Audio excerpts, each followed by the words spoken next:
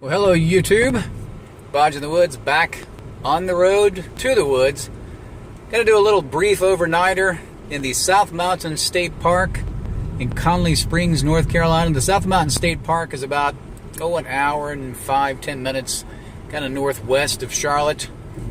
South Mountain State Park, an interesting tidbit, is the largest state park area-wise in the North Carolina State Park system. In fact, it may be twice larger, or at least 1.5 times larger than its nearest competitor. Love this park. It's about 35 minutes from my home. I'm up here a lot to do a lot of trail running up here, a lot of hiking. Done some mountain biking up here, but I come up here all the time, and this is really the first time I've ever filmed anything from here. But I've got some new gear I wanted to test out. Haven't really been able to do anything since my White Mountains hike in New Hampshire, because the week after that I was playing ultimate frisbee with the kids at church, and I tore my left calf muscle, the big belly calf muscle, grade 2 tear. Literally could barely walk for about a week. Went through a series of physical therapy and still finishing up physical therapy. I'm almost 3 weeks out now from that injury, and I have just gotten back to being able to run for about a minute. The physical therapist has me running a minute, walking 4 minutes, running a minute. This is the first time I've really done any hiking with any elevation, so I'm a little concerned about the possibility of tweaking it, but he says that I can walk up hills as long as I don't push it too hard. So I wanted to come up here. My wife's out of town, so I've got a little bit of time alone. I'm just going to go up and do about 2.5, 3 miles tonight, and maybe hike 6 or 7 in the morning. I'm not going to really hit it really that hard. See how the leg does, and also, again, see how that gear does. Looking forward to it. And when I get to the trailhead, I'll check in with you again, or maybe I'll let you take a look at the facilities, because the visitor center at the state park is beautiful. Really nice facility, and it's first class. I've been coming to this park for probably 25, maybe 28 years.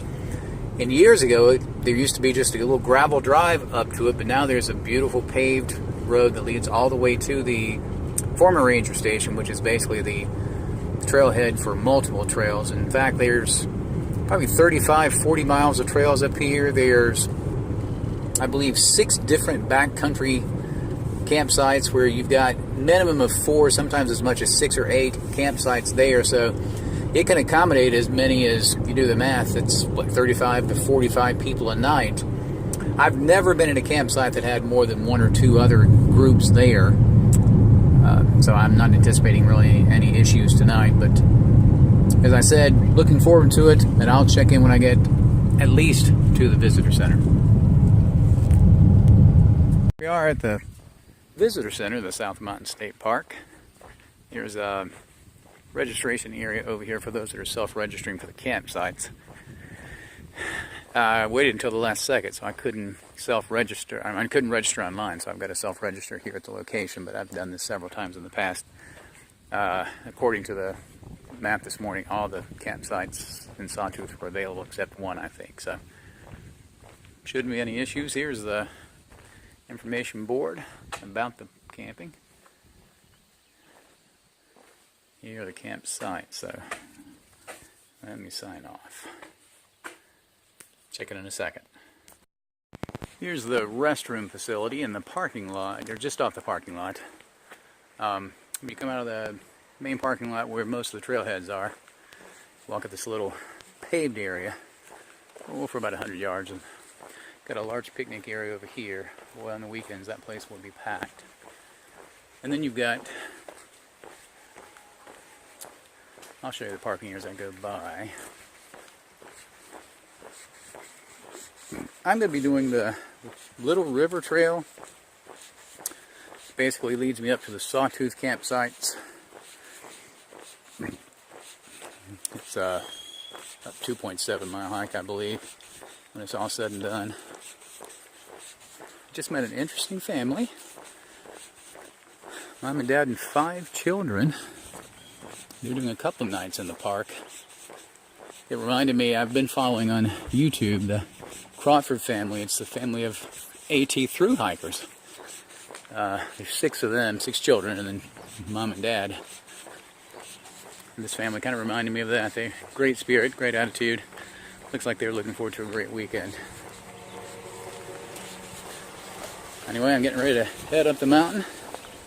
Here's the parking area with a covered picnic shelter over there. Parked over there. I'll be back in the morning. I'll chit-chat a little as I'm heading up the trail.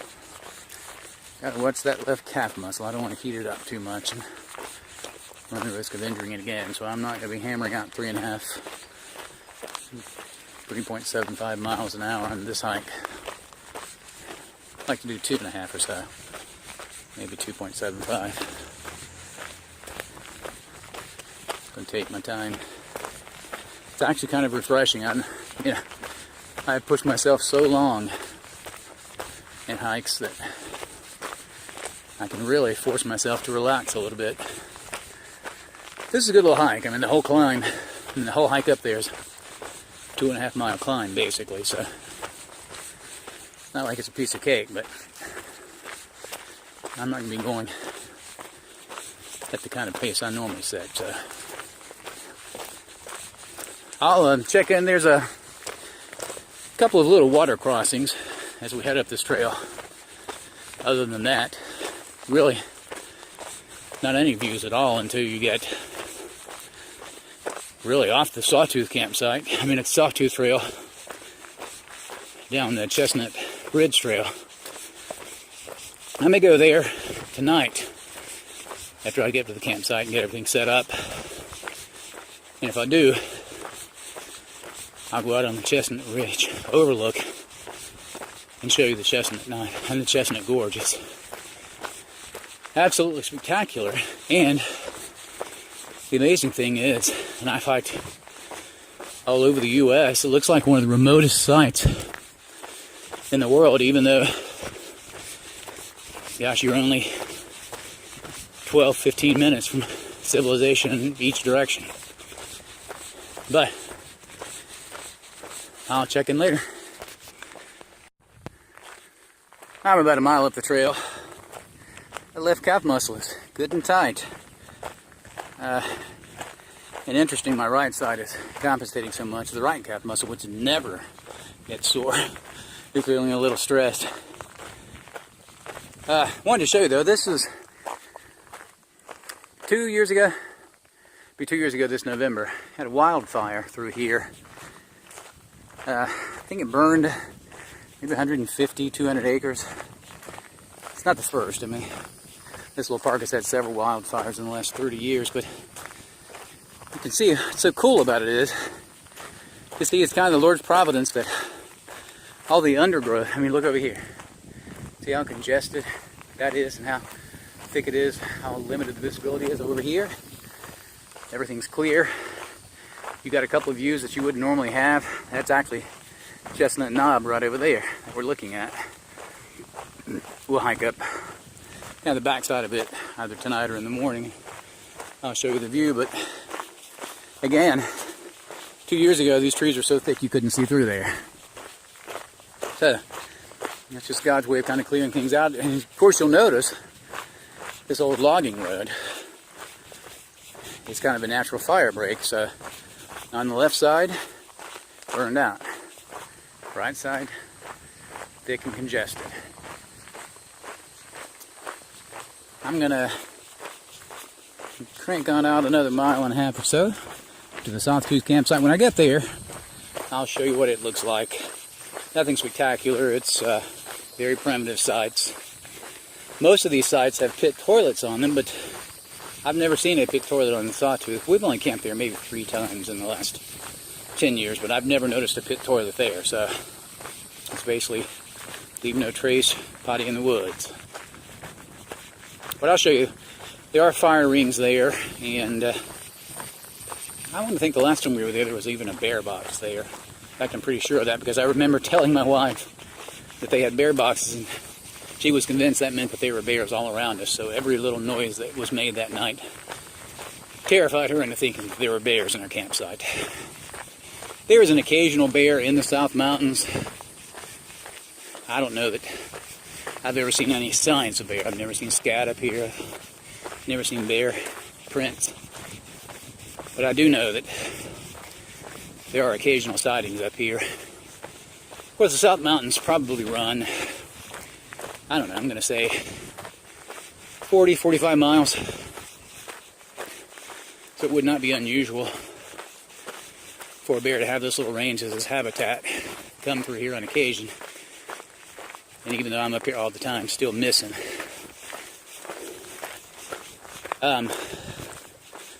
But, as I said, I will check in later. I love this time of year on the trail. From late May until late June, because the rhododendron's in bloom. Isn't that beautiful?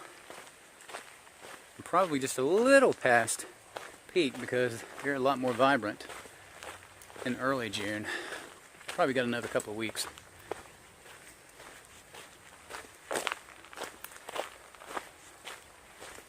Those are prettier, those are a little more vibrant.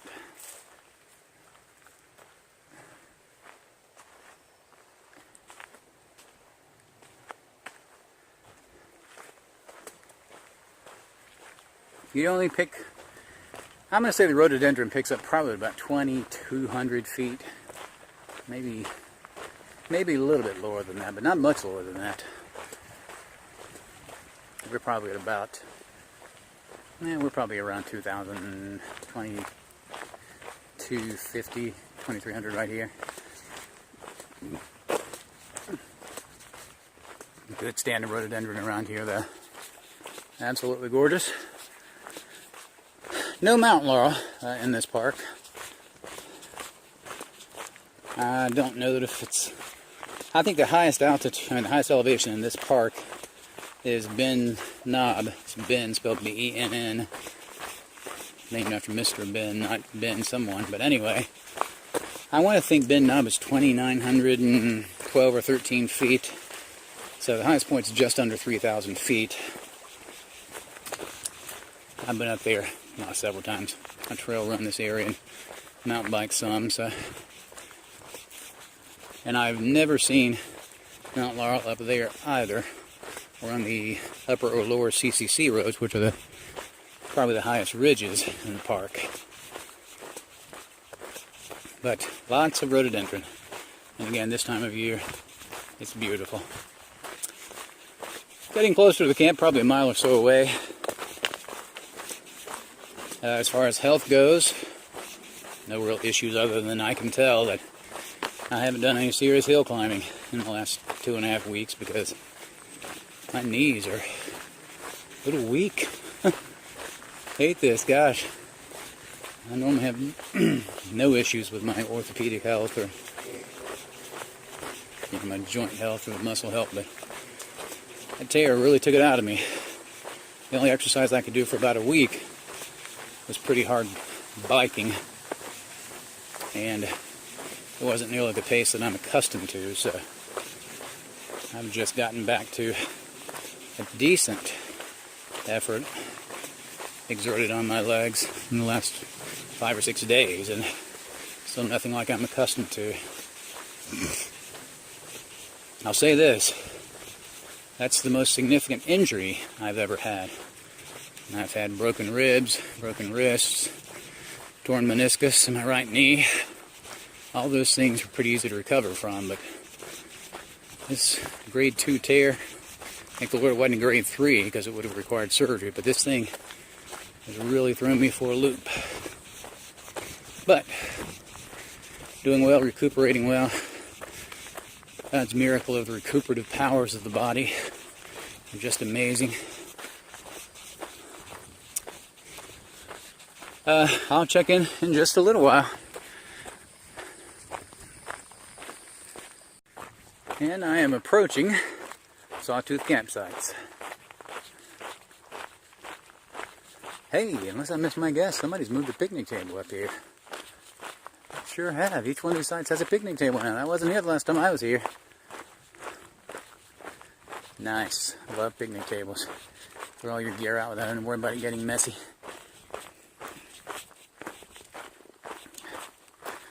I didn't bring my traditional backpacking meals this time.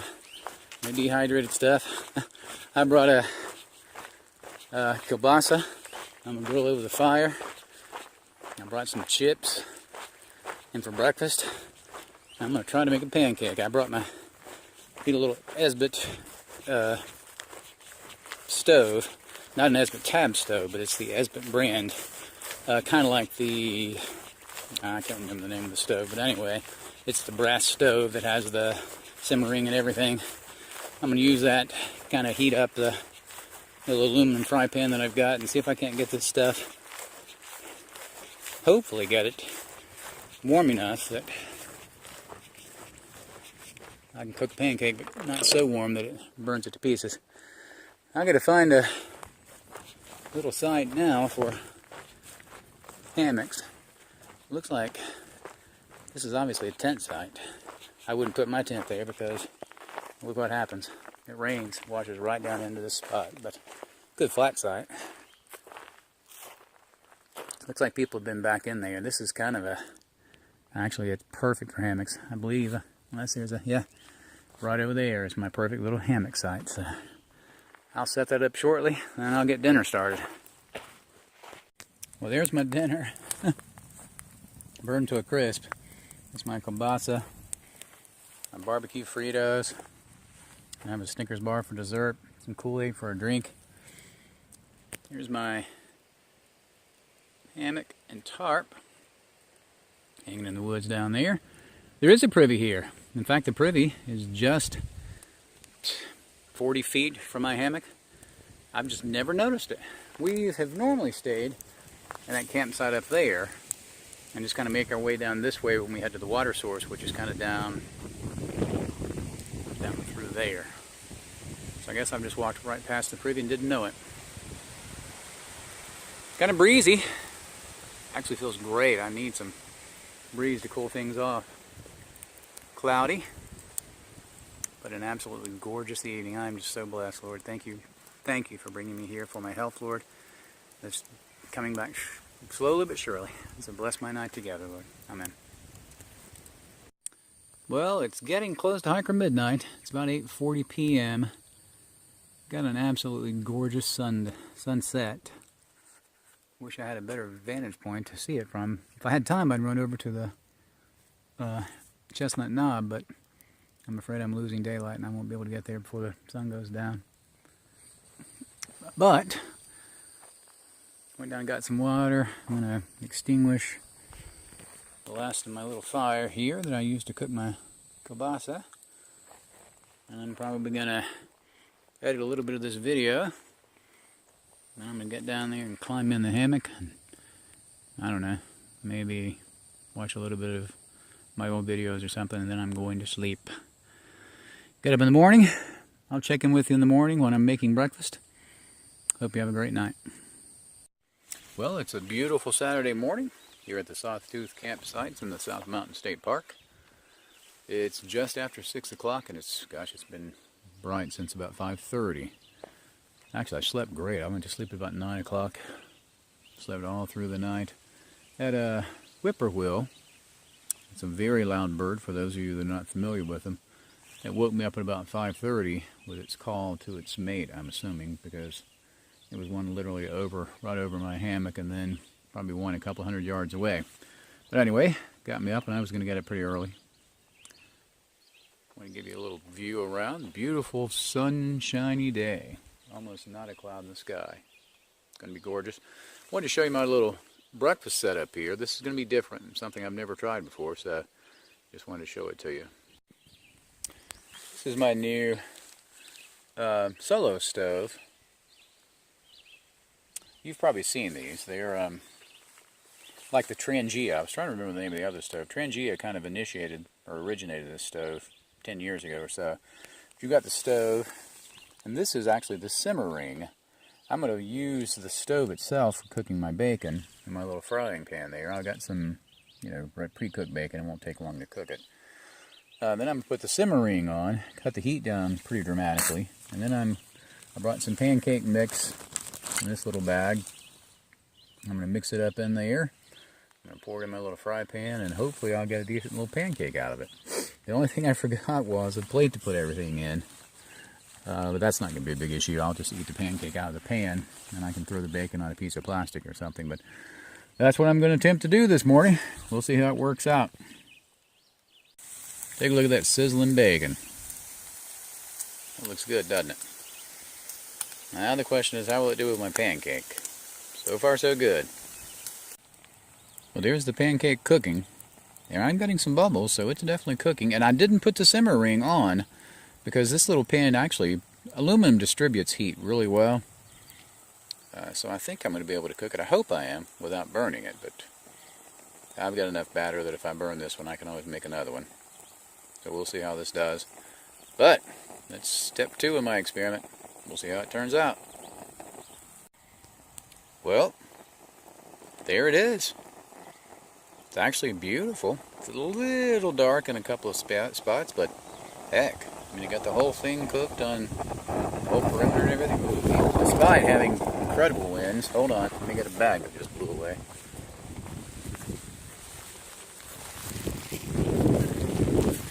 Oh man. Oh, crud. That's not good. Let me cut down this little heat a little bit. Let me finish cooking. Oh, a little freakishly strong breeze that came through here. But I believe I'm going to be eating in a second. Quite pleased. Here it is. Pancakes, bacon, and I'm about to have a cup of hot chocolate. So for a beautiful Saturday morning, probably in the low 70s, hot chocolate may not be essential, but I love hot chocolate on the trail. Beautiful morning. Thank you, Lord. I'm going to finish this off, get my camp broken, and head on down the mountain. I'll check in later from the trail. I'm going to show you guys the Chestnut Knob overlook. It's gorgeous. Alrighty, camp is broken. Cleaned up and ready to roll down the trail. Got about half mile to Chestnut Knob overlook. I'll let you guys take a look there. Then I may head down. Might go ahead and do the Falls Trail so you can see the High Shoals Falls. Probably will. I think that's worth an extra mile and a half or so to get there for you. More later. Here's another view made possible by the deforestation from the forest fire a couple of years ago. Previously, you couldn't see any of this. Now, over there, shrouded in mist and clouds, is Bend Knob. Again, that's the highest peak in the park, a little over 2,900 feet. It's also maybe the second or third highest peak in the South Mountains. I think only Buzzard's Roost and maybe one other peak is higher, but beautiful little view here. We're going to be looking down into this gorge in just a little while when we get to the edge of the Chestnut Knob Trail. But you can see all the burn evidence here. All the downed trees. And as I said, previously you didn't have this view. Now, if there were a campsite here, boy, I'd love to hang a hammock right on the edge of this thing. Isn't that gorgeous? I told you, it looks as remote as anything I've ever hiked. And I'm literally 15 minutes from civilization at most, everywhere I go. So, I'll keep hiking at about another 2 tenths, I guess, to the Chestnut Knob overlook. And when I get there, you'll see how spectacular it is. Now you can see what I mean when I say this is one of the most remote spots that you can really encounter and still be this close to civilization. Look at this beautiful gorge here.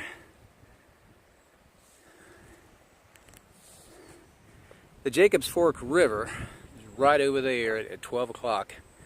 You can see that bare rock face. If you go straight down from there, you will actually plummet into the Jacobs Fork River. The falls are over there too. Shrouded again in cloud over there. Right over there is Bend Knob. And on a really clear day, especially in the wintertime when the leaves are down and everything, you can see Charlotte from here. I imagine as the crow flies, Charlotte's probably 50 miles from here. But you can see King's Pinnacle and Crowder's Mountain really well. Now, that prominence at about 12 o'clock there, I believe that's Carpenter's Knob, maybe. Made famous by the legend of Nobby, a Bigfoot-type creature that is alleged to live in that area. It's all a hoax, I'm sure, but It got a little notoriety a few years back when some local assured the press, the local press, that he had seen a Bigfoot creature over there. So, of course, it became national news, and national media came out and interviewed the guy, and he looked like a bumpkin and made the entirety of Cleveland County look like a bunch of idiots. But the legend of Nobby. If you get a chance, Google Nobby.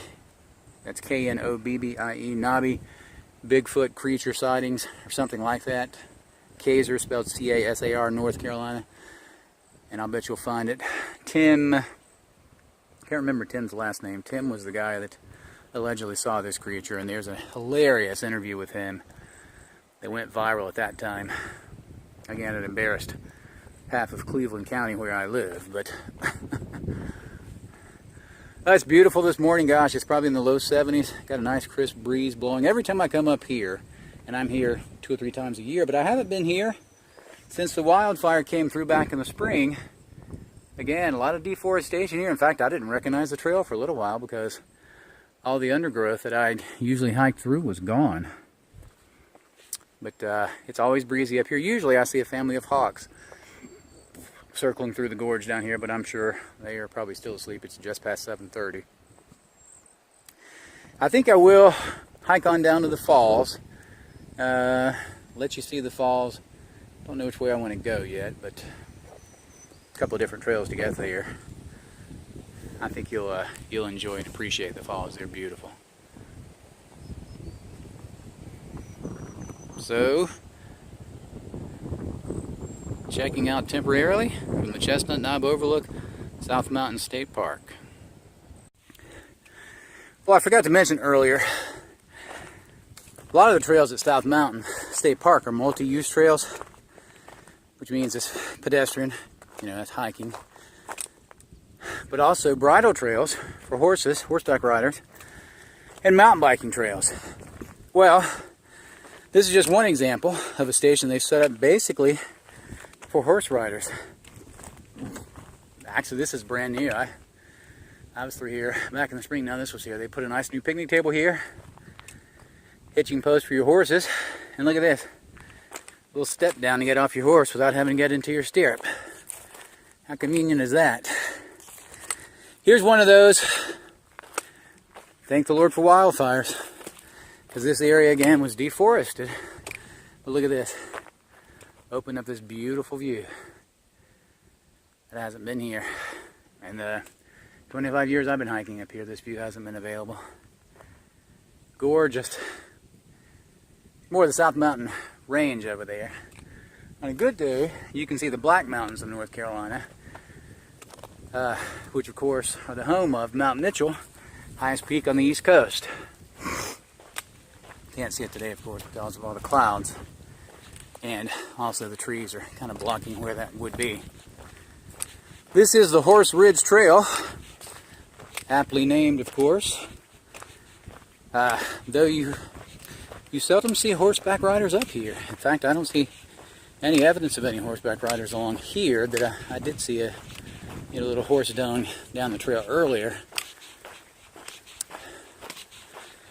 I'm going to head down to the Possum Trail, I think, and I can't remember if the Possum Trail ties in with the Upper Falls Trail or not. I've hiked that trail a couple of times, but if it does, I'll take the Upper Falls Trail to the top of the falls and then get you some views of the falls from there. If not, I have to hike down to the Shiny Creek Trail, named, by the way, after the stream that the moonshiners used to feed their stills back in the 1920s during Prohibition era.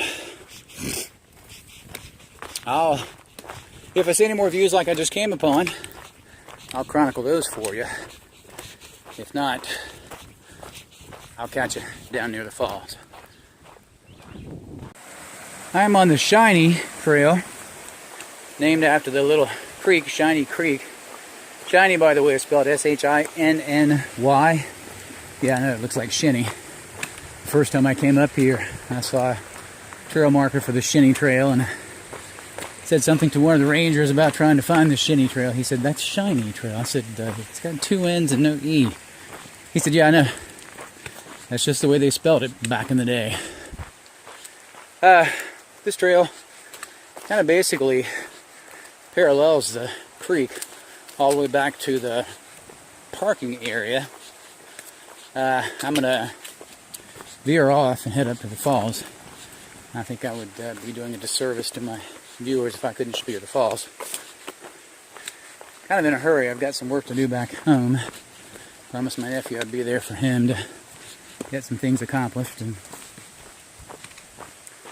I can't stay all day, but sure am loving it. It's probably in the high 70s now. You know, the creek is a little cooler, but it's not nearly as warm as it would be down in the Piedmont. I'll get back home.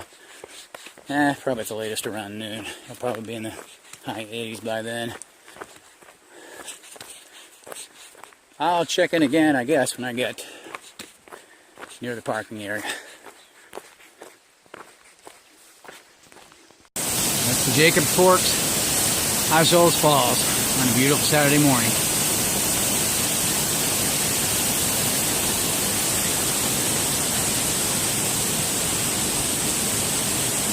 Let me flip this around, I'll give you a better perspective. There we go. In the wintertime, when these things freeze over, it is gorgeous.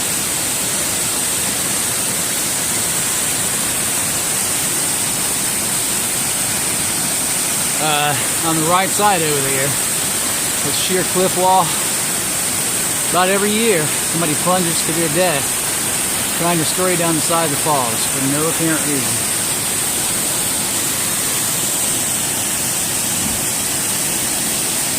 This is the plunge basin through sundown. I'll show you the lower falls as I go back down. I didn't want to waste time coming up, but beautiful, beautiful falls.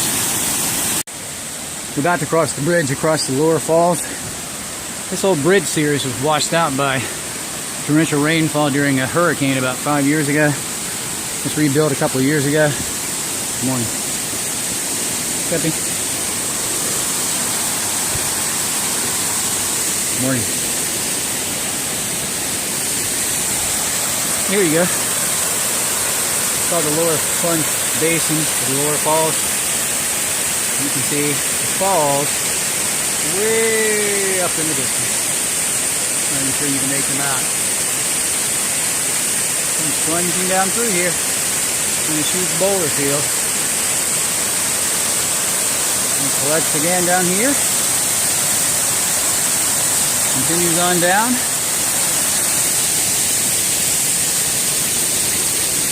Back down into the Jacobs Fork River. Let me clean up some garbage. Day hikers love to leave garbage behind. Later.